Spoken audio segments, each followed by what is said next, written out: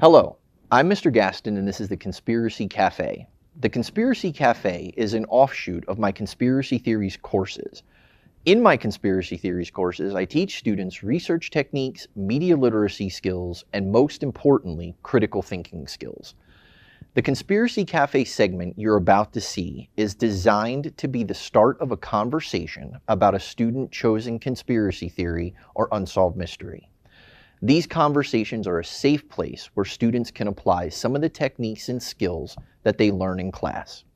If you would like to be a guest on the Conspiracy Cafe to talk about your favorite conspiracy theory or unsolved mystery, send me an email. We'd love to have you.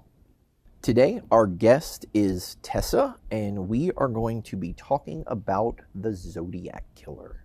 Welcome to the Conspiracy Cafe, Tessa. Thank you for having me. So, who's the Zodiac Killer? We don't know exactly who he is, but in the late 60s into the early 70s over out west in California near the Bay Area, there was this series of killings. They were pretty graphic, mostly aimed towards younger couples. A lot of them, they were in their cars. There were both stabbings and shootings. And so he sent these letters and sent calls in, basically saying, "I did it, it was me," and basically dubbed himself the Zodiac Killer. We never found out who it was. He sent all of these ciphers, so basically just a bunch of cryptic symbols. And for a long time, we didn't know what they were or what they meant. They were ranging anywhere from 13 characters all the way up to 104. We only solved one of them as recently as 2020. And we really got not a lot of information out of that. The one that he claimed to have his name in, we could never solve. But basically the ones that we did solve said, "Have fun trying to find me. I'm having so much fun killing all of these people."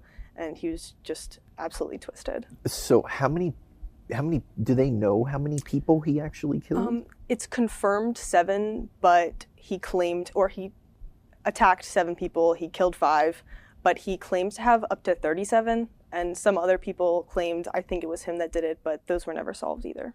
So tell me, what was it about the Zodiac Killer that made you choose this as a topic?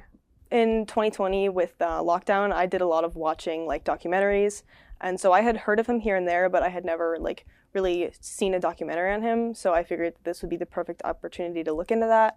And then I also knew that he had the ciphers, and I'm a very linear mathematical thinker, so I wanted to see the statistics behind that and how we solved those. So, lockdown in your house, 2020. Yes. What better way to pass the time? Yeah, what else am I going to do? Let's learn about the Zodiac Killer. Yeah.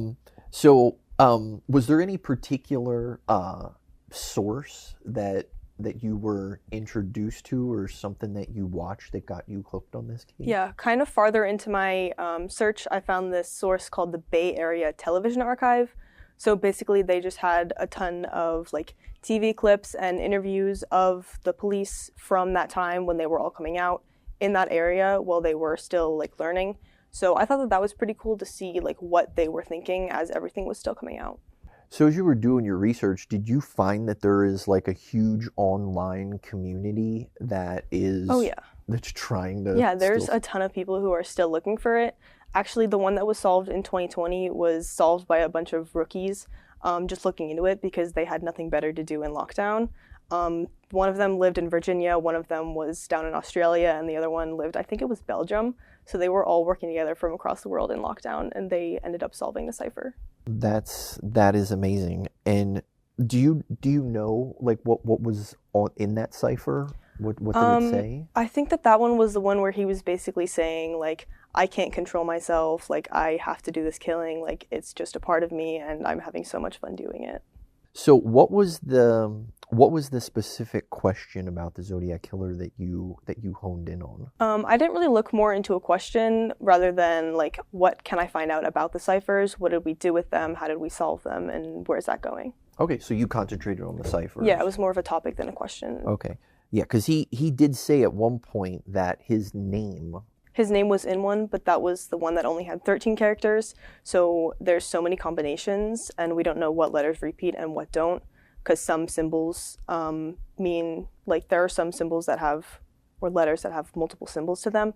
So we just can't solve them because we don't have enough in it.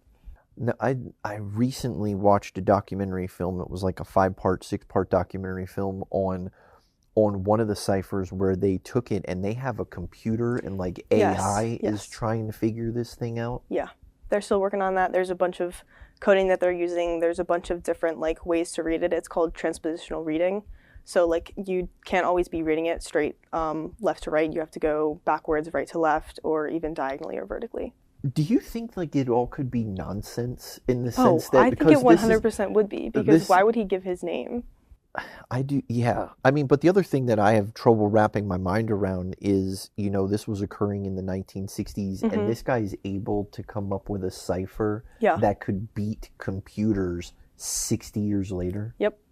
And he had pretty much like no internet sources for that, and he just whipped it up, I guess. Yeah. And we have no idea who he is, because the witnesses, he was a pretty generic looking guy, so we really have no leads there either, because there was no DNA evidence. Did you ever watch the David Fincher film Zodiac? I started it. I got like 10 minutes in, and then I don't know what I had to do, but I couldn't finish it. I go back to it. I was planning on it. When I have a minute, I will. It is very freaky.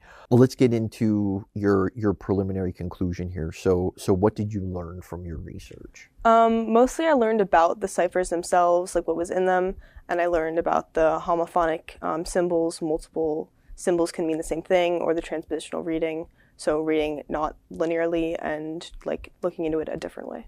Okay. Did you run into anything in terms of the military and that type of stuff? Because there was a couple theories that I had read in some books or watched where they claimed that this guy must have had some type of like code breaking training or something in the military because they claimed that he was so good. Too good at it. He was too good at it. I hadn't seen anything like that. I mostly went into the ciphers themselves, not rather who he could be. Okay. Is this something that you'd continue researching, or is this something that, you know, hey, I did it for this project and it's enough? I think 100% I probably will still keep looking into it, because I just didn't really get to look into who the possible suspects were. So I'd like to look into that, and also I want to watch that movie still. So what's your preliminary conclusion here? I don't think we're ever going to find him, truly. I think that it's been so long, I don't think we're ever going to find it. It took us 50 years to solve one of the ciphers, so I don't think we're ever going to get him at this point. I find that, you know, hard to believe too, in the sense that if there's no DNA, how do you solve it? And the other question we have to ask ourselves is he still alive? Yeah, because he was in his 30s at the time, so or they think he was, so. Yeah, and we're what, 60 years later? 60 years out. So. 50, 60 years out, so he'd be in his 90s. He'd be old and decrepit by now anyways. So is there anything that you would like to add that I wouldn't know to ask, or something that you're, you know, dying to talk about? I don't think so. I think we've got it all there. All right. Thank you for your time today. Thank you.